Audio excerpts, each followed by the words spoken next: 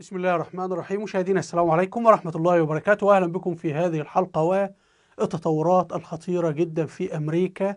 إيلون ماسك أغنى رجل في العالم، صاحب الشركات اللي شغالة في الإنترنت وكذا، يدعو إلى عزل الرئيس الأمريكي ترامب ومحاكمته في قضية احتياءات جنسية، والأمر وصل إلى معركة تكسير العظام. الرئيس الأمريكي ترامب رد بإلغاء عقود شركات إيلون ماسك مع الحكومة الأمريكية. طبعا هناك عقود أيضا لإيلون ماسك مع الجيش الأمريكي، وخاصة كما نعلم أنه الجيش الأمريكي بيعتمد على أقمار صناعية وأجهزة تجسس وتنصت موجودة في الفضاء تستند إلى شركات إيلون ماسك، وكذلك الإنترنت اللي شركة إيلون ماسك يعني تقوم بإدارته. بل إن ستيف بانون مستشار الرئيس الأمريكي ترامب السابق قال اطردوا إيلون ماسك من أمريكا ورحلوه إلى جنوب أفريقيا، لأنه إيلون ماسك أصلا مهاجر من جنوب أفريقيا يعني. فالآن هناك صراع بين أغنى رجل في العالم وأكثر رجل في العالم يمتلك تكنولوجيا عسكرية خاصة بالحرب العالمية الثالثة، وبين الرئيس الشرعي والمنتخب للولايات المتحدة الأمريكية اللي هو ترامب، والذي يمتلك القوى العسكرية، الجيش الأمريكي والمخابرات الأمريكية والشرطة الأمريكية، وهي أجهزة القوة الخشنة في أمريكا التي تدعم ترامب. تعالوا نبدأ ونرى هذا طبعا زلزال كبير جدا على مستوى العالم. طبعا هذه صورة بالذكاء الصناعي، وإلى أي مدى سيؤدي ذلك إلى تدمير إمبراطورية إيلون ماسك، وأنا أعتقد هيؤدي ذلك إلى مشاكل ضخمة جدا في هرم السلطة في أمريكا. هنا حضراتكم في وكالة بلومبيرج تصاعد الصراع بين ترامب وماسك. ماسك يقول ترامب كان سيخسر الانتخابات لولا أنا، يعني أنا الذي صنعت من ترامب رئيسا. هنا حضراتكم إيلون ماسك كتب يقول نعم، وبيعيد إعادة تغريد لتدوينها تقول الرئيس ضد إيلون ماسك، من الرابح؟ أراهن أن إيلون ماسك هو الذي سيربح. يجب عزل ترامب واستبداله بنائبه جي دي فانس. فإيلون ماسك يقول نعم، أنه يجب عزل ترامب وصعود نائبه، وده كلام خطير جدا، ده يعني بمثابة عصيان أو دعوة لمحاكمة ترامب. إيلون ماسك يقول حان الوقت لإسقاط القنبلة الكبيرة حقا، ويعمل إشارة لاسم ترامب. يقول ترامب موجود في ملفات إبستين، الملفات الجنسية لرجل الأعمال اللي انتحر ومتهم بالاعتداء على الجنسي على القاصرات، هذا هو السبب الحقيقي لعدم نشرها. يعني هو بيدعو لمحاكمته في قضية إبستين. ويضيف إيلون ماسك تذكر هذه التدوينة للمستقبل فالحقيقة ستظهر. طبعا هذا أدى إلى أن الرئيس الأمريكي ترامب غضب جدا. ترامب أشعر بخيبة أمل كبيرة تجاه إيلون ماسك، ساعدته كثيرا. ترامب ماسك خيب أملي. صحيفة نيويورك تايمز الأمريكية ترامب يهدد بخفض عقود إيلون ماسك الحكومية مع تصاعد الخلاف. وقالت الصحيفة أنه هدد الرئيس الأمريكي ترامب بخفض مليارات الدولارات من العقود الفيدرالية والإعانات الضريبية لشركات إيلون ماسك، وتبادل الرجلان الهجمات الشخصية حول أمور كبيرة وأخرى تافهة. يعني هنا حضراتكم طبعا بدأنا معركة خشنة، لأنه أصلا خدمات شركات إيلون ماسك من يشتريها؟ الحكومة الأمريكية. يعني من يحتاج إلى الإنترنت الفضائي مثلا، نحن نتجسس على ما يجري في الصومال، ما يجري في حرب روسيا وأوكرانيا، ما يجري في الصين وما غير ذلك. جانب كبير من هذه التكنولوجيا يعود لشركات إيلون ماسك، إطلاق الأقمار الصناعية وغير ذلك. وبالتالي من يستفيد من هذه الخدمات؟ الجيش الأمريكي، الحكومة الأمريكية، المخابرات الأمريكية وغير ذلك. فلما ترامب يلغي العقود، ماذا سيحدث؟ شركات إيلون ماسك سوف يجري تدميرها، وربما الصين تدفع لإيلون ماسك. لكن إيلون ماسك لو انحاز لطرف الصين، هنا أمريكا هتدخل. ترامب يعني في هذه المسألة شرس جدا، أنا أعتقد أن ترامب إذا استمر في الحكم سوف يقوم بعملية محاكمات لمن يتعاونون مع الصين. المهم احنا داخلين في صدام شرس وضخم للغاية. تعالوا حضراتكم نكمل. ترامب رد بقوة. شوفوا حضراتكم، حصل انخفاض حاد في أسهم شركة تسلا. شركة تسلا يا جماعة خلال الساعات الماضية خسرت 100 مليار دولار. شركة تسلا فقط للسيارات، يعني ليس كل شركات إيلون ماسك وشركة تسلا، يعني دي أكبر موظف دولة مصر كلها. ده يوريك إن إحنا مش موجودين على الخريطة أصلا. يا جماعة اسكتوا. المهم، وده عشان بيلعبوا في كلمتين. إيلون ماسك وترامب تبادلوا شتيمتين على وسائل التواصل الاجتماعي. الشركة خسرت 100 مليار دولار. في صحيفة نيويورك تايمز الأمريكية ترامب يهدد بإلغاء عقود ماسك مع تصاعد الخلاف. ترامب كتب على حسابه على منصة تروس أسهل طريقة لتوفير مليارات الدولارات في ميزانيتنا هي إنهاء الدعم الحكومي وعقود إيلون ماسك، لطالما دهشت من عدم قيام بايدن بذلك. يعني ترامب سوف يلغي عقود إيلون ماسك، وما يفعله إيلون ماسك هو دعوة للعصيان على ترامب. يعني الخطورة في إيه؟ إن إيلون ماسك هو لا ينتقد ترامب. يعني مثلا يقول ترامب قراره خطأ، القانون خطأ، لكن يقول حاكموه في قضية أبستين، اعزلوه، يجب تولي نائبه جي فانس نائب منصب الرئيس. هذه دعوة للعصيان، طبعا عصيان قانون، عصيان دستور، أي مكان، لكن كلام جد خطير جدا. يضيف ترامب: لقد كان إيلون ماسك يستنزف قواه، يعني إن هو فشل. يعني طلبت منه المغادرة وسحبت منه تفويضي بشأن السيارات الكهربائية، الذي أجبر الجميع على شراء السيارات الكهربائية التي لا يريدها أي شخص آخر. كان يعلم منذ أشهر أنني سأفعل ذلك، وقد أصيب بالجنون. يعني هو يقول إنه إيلون ماسك، إن هو ترامب طبعا مع البترول ومع الغاز ومع بقاء السيارات التقليدية اللي بتسير بالبترول وكذا. فهنا طبعا بيقول إيلون ماسك أصيب بالجنون بسبب ذلك. يعني إيلون ماسك كذاب، وهو كتب على حسابه على تويتر: خطأ، لم يتم عرض مشروع قانون الموازنة علي ولو لمرة واحدة. تم إقراره في منتصف الليل بسرعة كبيرة، لدرجة أن أحدا تقريبا في الكونجرس لم يتمكن حتى من قراءته. وعمل إعادة تدوين ليه واحد بيقول: ترامب أشعر بخيبة أمل كبيرة تجاه إيلون ماسك، كان على دراية بتفاصيل مشروع القانون أكثر من أي شخص آخر. لم يكن لديه أي اعتراض، ولم تتفاقم إلا عندما علم أننا سنخفض دعم السيارات الكهربائية. يعني هنا ترامب يقول أنه الحكومة الأمريكية بتدفع مليارات الدولارات لشركة تسلا في صورة إعفاءات ضريبية، في صورة دعم. فيقول أنه مشروع الموازنة الجديد للحكومة الأمريكية حذف هذه البنود، فطبعا إيلون ماسك خسر مليارات الدولارات. فهنا إيلون ماسك يعني يقول: أنا خدمت ترامب وساعدته في الانتخابات وغير ذلك، وفي النهاية ترامب يضر بشركاتي. هذا طبعا إيلون ماسك له دفاع عن نفسه أنه لم يفعل هذا، وأنه هو أصلا من البداية ضد هذا الكلام. لكن طبعا في الآخر السيارات الكهربائية لا تزال في بدايتها، وهي مكلفة وليس لها محطات شحن. يعني أنت إذا اشتريت سيارة كهربائية من أين ستشحنها؟ سيارات البنزين، يعني محطات البنزين كثيرة. المهم السيارات الكهربائية لا تزال في بدايتها، وبالتالي مكلفة، لازم الحكومة تساعدها وتمولها، وده شيء طبيعي يعني.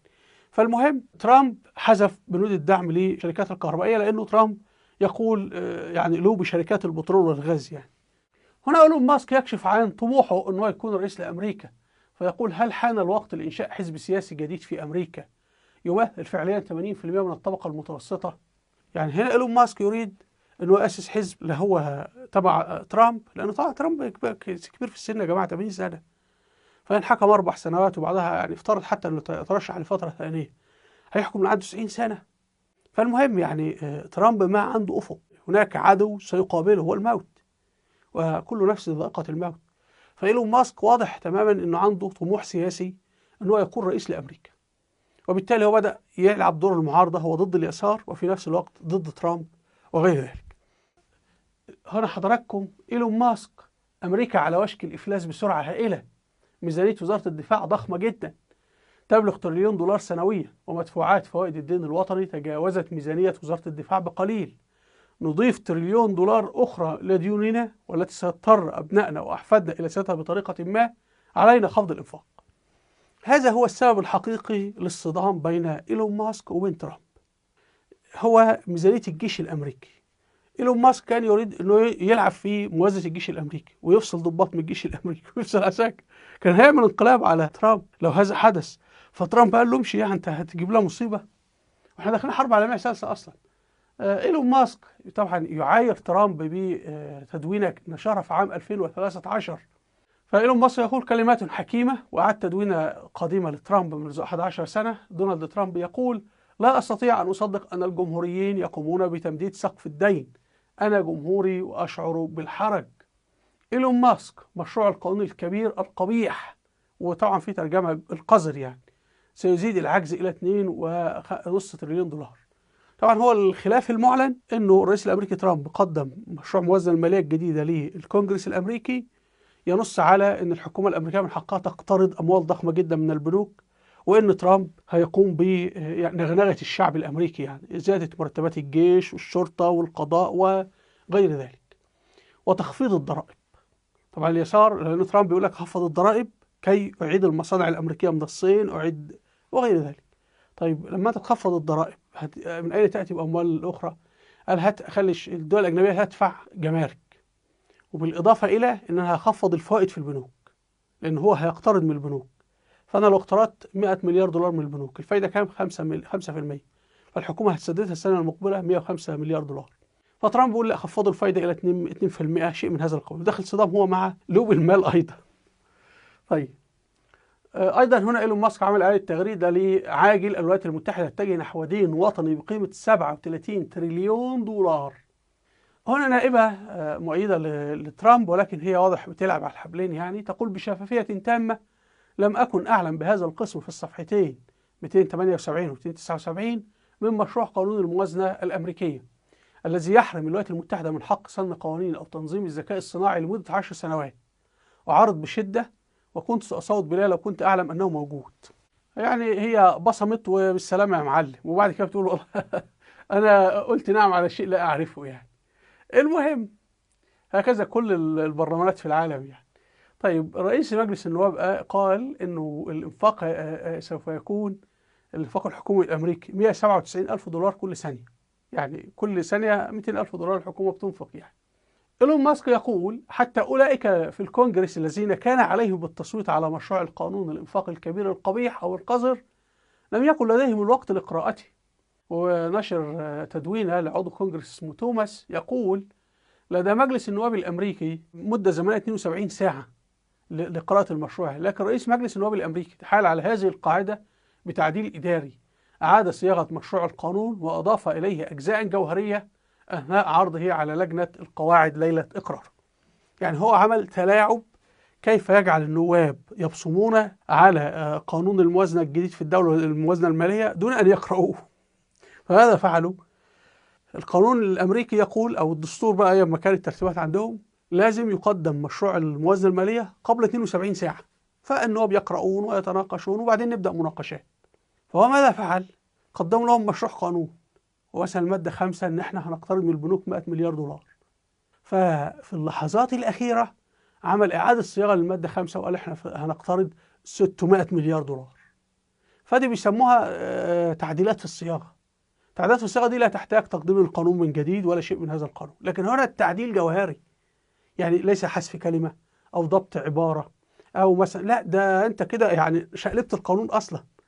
فهنا ده برضه من التلاعب. وسبحان الله في الإسلام لا يوجد مجال لهذا، لأنها الشريعة الإسلامية ثابتة لا تتغير. كيف تغير شريعة الله؟ القرآن موجود من قبل، والفقه المالكي والفقه الحنفي والفقه الشافعي. لكن انظروا، أدي أعرق ديمقراطية في العالم وبيحدث فيها هذا التلاعب. يضيف إيلون ماسك في تغريدة جديدة: الكونجرس ينفق أموال طائلة ويدفع أمريكا إلى الإفلاس. وطبعا لما ترامب رد عليه، إيلون ماسك قال إنه يعني بيكذب وهذا وأنا حزين جدا. وبعدين هنا واحد كتب اسمه إيريك بيرجر بيقول إنه يعني لو ترامب عاقب إيلون ماسك سيؤدي هذا إلى إنهاء وجود محطة الفضاء الدولية، وفي نفس الوقت لن يكون هناك أي وسيلة لإخراجها من مدارها بشكل آمن. يعني يبقى في كارثة للأمن القومي الأمريكي يعني. فإيلون ماسك كاتب يقول: هذا يصبح أفضل وأفضل، تفضل. يعني إيلون ماسك مبسوط يعني. طيب طبعا ترامب جزء من كي يحل المشكلة المالية في أمريكا لازم يتم أنه يأخذ قروض من البنوك، وهو أصلا يعني زود القروض اللي الحكومة تقترضها من البنوك، ولكن طلب تخفيض الفائدة. مدير البنك المركزي رافض، وترامب قاعد يقول له: يا عم يا مش عارف بقى ترامب يوصل مع حد فين، بيعزله ولا يحصل ايه، خناقه جامده. ترامب داخل يضرب في الدوله العميقه يعني. فترامب نشر على منصته تروث: فات الاوان على باول اللي هو مدير البنك المركزي ان يخفض سعر الفائده الان، انه امر لا يصدق. اوروبا خفضت سعر الفائده 9 مرات، وطبعا هو باول عامل ودن من طين وودن من عجين. ترامب يقول: من المثير للصدمه ان مكتب الميزانيه في الكونجرس الذي يسيطر عليه الديمقراطيين أعلن للتو أن الرسوم الجمركية ستخفض العجز بما لا يقل عن 2.8 تريليون دولار. لم يكن من الممكن نشر هذه المعلومات في وقت سابق. يعني ترامب يقول أنه الجمارك التي فرضها على الصين والدول الأخرى هتمول أمريكا ب 2 تريليون دولار، 3 تريليون دولار. ده مبلغ الجزية، لأنه ترامب اتفق مع الصين إيه؟ هتدفعوا الجزية في صورة الجمارك وباقي دول العالم يعني، وانتم الاسعار لن ترتفع داخل امريكا. يعني انت بتصدر الهاتف الايفون داخل امريكا ب 1000 دولار، بتاتي مصنع الصين الى امريكا ب 1000 دولار. الان انت كالصين هتدفع عليه 200 دولار مثلا على كل هاتف جمارك، فسعره لن يزيد الى 1200، لا بل الصين هتبيعه للمحل الامريكي ب 800 دولار، وتتحمل الصين ايه؟ ال 200 دولار هي من جيبها. عرفتوا القصه؟ خراب. فهو طبعا الجزيه هنا 3 مليار دولار. امريكا فرض على العالم 3 مليار جزيه بدون تفاهم، بدون اي حاجه في اي حاجه. والمنتصر ياخذ الجزيه دائما. الجزيه ده قانون عالمي ولا يزال يسري بقى في صوره جمارك، في صوره ضرائب وغير ذلك. انا اعتقد انه المساله اللي ادت الى الطلاق بين ماسك وبين ترامب هي الجيش الامريكي. ايلون ماسك كان يريد ان يعبث مع الجيش الامريكي، وقال هنعمل تخفيضات للضباط وتخفيضات لكذا، وهنعمل هيكله وهنخفض الميزانيه. وطبعا ده كلام خطر. لماذا؟ كيف أنت ناس تحمل سلاح ودبابات وطائرات في أقوى جيش في العالم وتقول لهم روحوا ما فيش شغل؟ فده يؤدي إلى خطورة شديدة جدا. فضلا أنه سياسة إيلون ماسك لطرد موظفي الحكومة الأمريكية ده يضر بالدولة، ممكن يؤدي الانقلاب. في وزير في الدولة السلجوقية الله يرحمه اسمه نظام الملك، ده قتله الشيعة الباطنية. كان يعني اللي هو في الدولة كان يعني متبني مسألة كيف يعني التصدي للباطنية هو والإمام الغزالي رحمهم الله. ونظام الملك اللي عمل الجامعات هو اللي أعاد إحياء المسلمين السنة بعد أن كاد المسلمين السنة أن ينقرضوا. ومن مدارسه خرج صلاح الدين الأيوبي رحمه الله. المهم، نظام الملك رجل شهير جدا وألف كتاب اسمه سياسة نعمة. فهذا الكتاب هو عبارة عن كان السلطان ملك شاه رحمه الله طلب أن يؤلفوا من كبار الموظفين في الدولة أن يؤلفوا كتابا في أخطاء الدولة السلجوقية وكيف ستنهار الدولة السلجوقية. فطبعا هو شرح أمور كثيرة، أنه الدولة السلجوقية ستنهار إذا حدث كذا وإذا حدث كذا وفي أخطاء كذا. ومن بين الأمور قال أنه تغلغل الباطنية في الدولة السلجوقية سيؤدي لانهيارها. وهذا الذي حدث فعلا. الدولة السلجوقية ماتت بالسكتة القلبية كما جرى في الدولة الأموية. الدولة الأموية سقطت بعد 90 سنة، والدولة السلجوقية سقطت بعد 100 سنة رغم كانت إمبراطورية ضخمة، ولكن تغلغل الباطنية فيها. ولذلك حتى الدولة السلجوقية كان الإمام الغزالي أفتى فتوى أنه يحرم إقامة مراسم كربلاء، ويحرم ذكر الحسين على المنابر، ويحرم الحديث عن مقتل الحسين وغير ذلك من هذه الأمور، ودافع عن يزيد وله قصة. هذا مذكور في كتابه فضائح الباطنية وغير ذلك من الكتب. المهم، فهذا الوزير نظام الملك قال للسلطان يا مولاي احنا عندنا جيش كبير من الموظفين وندفع لهم مرتبات ونحن لا نحتاجهم أصلا، ولكن لو طردناهم سينضمون إلى صف العدو ويقومون بثورة عليه. احنا لدينا مثلا في الحكومة 5 مليون موظف، فأنت 5 مليون موظف تديهم مرتبات. طيب أنت أصلا لا تحتاج إلى مليون، نطرد 4 مليون. إذا رصدت 4 مليون في الشارع وعندهم أولادهم وعيالهم وزوجاتهم، قصة هتكلف 20 مليون. هؤلاء في أي هزة للحكم سيقومون بثورة ويؤدي ذلك إلى سقوط النظام. ولذلك في سوريا لما أسقطوا نظام بشار الأسد وجدوا 300,000 موظف يتقاضون مرتبات من الدولة ولا يذهبون للعمل أصلا. لماذا؟ لأن هم بيجروا ضعف. فالمال عنصر أساسي في السيطرة على الدولة والسيطرة على الشعب. طبعا إيلون ماسك ينظر للدولة أنها شركة. أنا هذا يعني إيلون ماسك دخل في شركة تويتر، طرد هذا وطرد الموظفين وطرد المدير وطرد دي شركتك ملكك، فأنت حر بقى، والموظف اللي عاجبه يروح يذهب للمحكمة. لكن بالنسبة للموظفين وجهاز الإداري الدولي للدولة، يعني الحكومة الأمريكية ليست ملك شخص ترامب. يعني هو يعني الحكومة ليست شركة ان ترامب يقول لهم يلا يا ولاد فصلناكم النهارده لا تاتوا. طب لما ينزلوا في مظاهرات واليساريين يعني يعملوا قلق وكذا، فهو هنا ترامب بينظر انه كيف ادفع هذه الكتله البيروقراطيه الى طرف اليسار ليعملوا ثوره عليا. وايلون ماسك دخل في الجيش، فطبعا في حساسيه ان انت كتله صلبه وكتله حساسه وقوه خشنه. فضلا ان احنا داخلين الحرب العالميه الثالثه اصلا مع الصين، والصين بتعمل جيش جرار، فتيجي انت تقول هخفض الجيش. يعني المهم طبعا دي امور. فلذلك ترامب منع ايلون ماسك من الدخول ناحيه الجيش. وترامب هنا طبعا ترامب فاهم، وترامب كان رئيس قبل كده يعني فاهم اللعبه كويس مدقدق. فلذلك ترامب زود مرتبات الجيش وميزانيه الجيش جدا في هذا، وقال هنزود عدد الجنود وزود الشرطه، لانه خلاص طالما انت الشرطه معاك والجيش معاك والقضاء معاك، ايلون ماسك ولا غيره هيجيبوا من قفاه يعني. أرجو مشاهدينا أن تكون الصورة قد وضحت. في الختام هنا كتاب سياسة نعمة الوزير نظام الملك رحمه الله، هذا الوزير الشهيد، جواه من رجال الدولة العميقة في العالم الإسلامي بالمناسبة يعني. فأرجو الاستماع لهذا الكتاب. هنا في رسالة على اليوتيوب أرجو مشاهدتها. أسفل الفيديو رابط صفحتي على الفيسبوك وتويتر وانستجرام وتيك توك. هنا قناة فيديوهات والوثائقيات التاريخية أرجو تشاهدوها الأئمة في مجال التاريخ. أرجو منكم الاشتراك في القناة بالضغط على هذا الزر. وإلى اللقاء والسلام عليكم ورحمة الله وبركاته. أنا لي رجاء من الإخوة جزاهم الله خيرا الذين ينشرون فيديوهاتي، أرجو منكم الصورة يعني بهذا العقال، يعني ليفتح أي قناة أو كذا يعني لا يأخذ هذه الصورة بهذا العقال، وبإذن الله إن شاء الله أصور صورة أخرى بالعقال الأبيض للقناة الإخبارية.